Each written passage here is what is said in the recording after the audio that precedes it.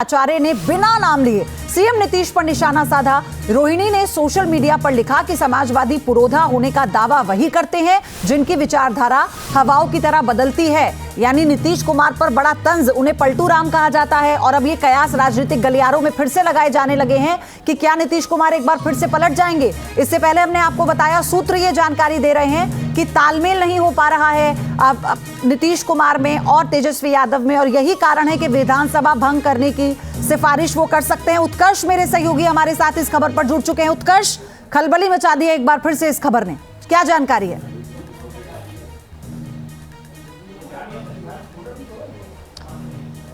बिल्कुल, देखिए, बिहार की सियासत में जरूर एक खलबली मची है जब से ये बात सामने आई है कि नीतीश कुमार जो है वो विधानसभा भंग करा सकते हैं। लगातार इस तरीके के कयास जो हैं वो करीब एक हफ्ते से चल रहे हैं, क्योंकि 18 दिन का वक्त था जब नीतीश कुमार और लालू यादव की मुलाकात नहीं हुई। उसके बाद जेडीयू के राष्ट्रीय अध्यक्ष बनने के बाद कई बार ये बातें सामने आई है। जेडीयू के कई सीनियर नेता हैं जिनका ये साफ कहना था कि खरमास के बाद बिहार में सियासत जो है वो बदल सकती है, और कहीं ना कहीं ये बात सामने भी आ रही है। और जिस तरीके से लालू यादव की बेटी रोहिणी आचार्य का ट्वीट सामने आता है, उसको खुद मुख्यमंत्री नीतीश कुमार संज्ञान में लेते हैं और अपने मीडिया सलाहकार से वो ट्वीट भी मंगवाते हैं। तो कहीं ना कहीं ये बात साफ है कि बिहार में लालू यादव और नीतीश कुमार के बीच जो समन्वय था वो अब सही से नहीं बन पा रहा। कहीं ना कहीं यही कारण था कि राम मंदिर के प्राण प्रतिष्ठान से पहले ऐसे मंत्री का तबादला किया गया, उनका विभाग बदला गया जो लगातार सनातन पर सवाल खड़ा कर रहे थे। यानी कि बिहार सरकार के शिक्षा मंत्री जो थे उनको भी बदला गया। तो ये बातें साफ हो गई हैं कि समन्वय जो है ये नहीं बनता नजर आ रहा है। 2 दिन पहले भी मुख्यमंत्री नीतीश कुमार राज्यपाल से मुलाकात करते हैं। हालांकि इस मुलाकात को औपचारिक मुलाकात जरूर बताया गया था,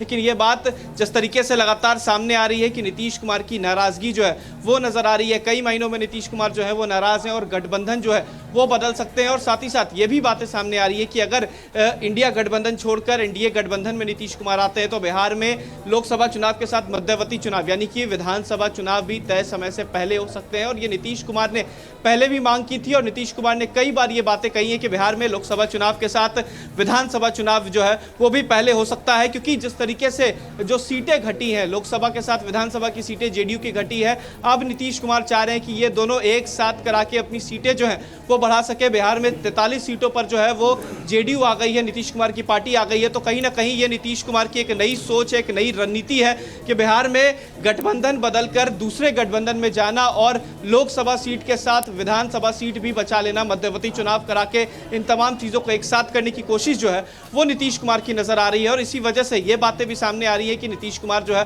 वो विधानसभा भंग करा सकते हैं। आगामी 5 फरवरी की बात बताई जाए तो 5 फरवरी से विधानसभा का बजट सत्र चलना है और उससे पहले कहीं ना कहीं बिहार में जो सत्ता परिवर्तन है वो होना संभव नजर आ रहा है। लेकिन फूट की बात तो सामने आ रही है, मनमुटाव के कयास भी लगाए जा रहे थे, वो पुख्ता भी होने जा रहे हैं जो सूत्र बता रहे हैं उत्कर्ष। लेकिन सवाल ये है कि नीतीश अगर ऐसा करते हैं तो नीतीश तो पहले से एक्सपोज हैं इस मामले में, क्या इस बार उनका दांव सही साबित होगा? ऐसा होगा, मुमकिन हो पाएगा?